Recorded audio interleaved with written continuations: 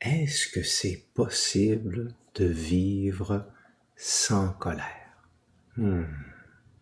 Tu pourrais décider de ne pas être en colère, même s'il y a quelque chose de pas juste ou de dérangeant.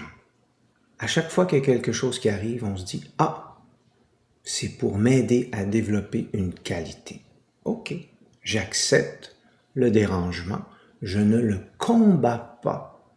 Parce que quand on est en colère, c'est qu'on combat quelque chose. On refuse quelque chose.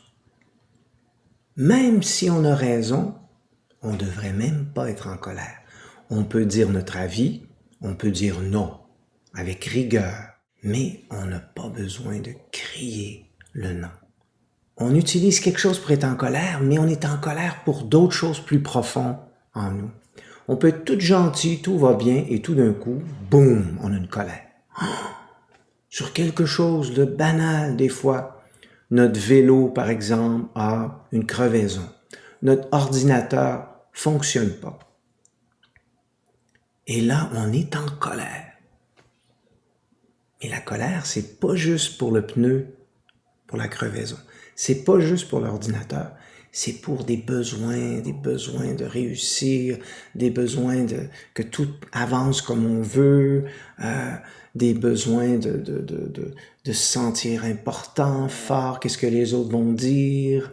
Tout ça, c'est mélangé en nous, puis développe éventuellement des énergies de colère.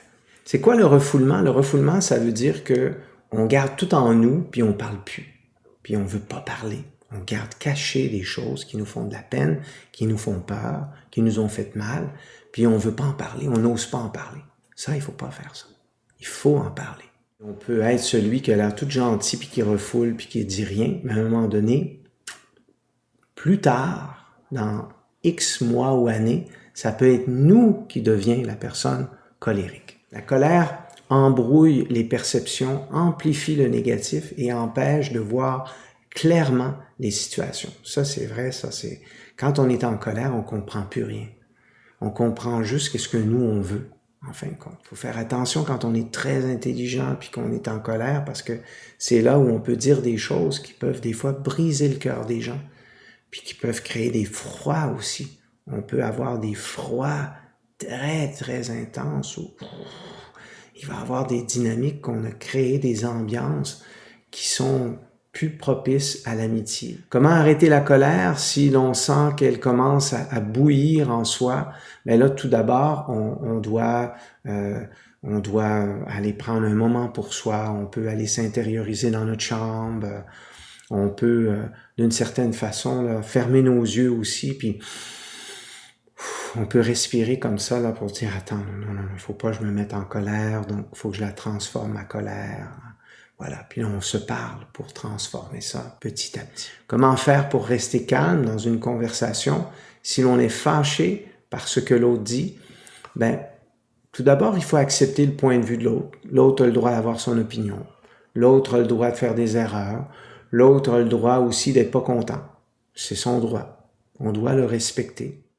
Quand on transforme nos mémoires, on développe un esprit en paix. Mon plus grand souhait pour vous, c'est que vous soyez un jour capable de maîtriser votre colère pour la transformer en connaissance.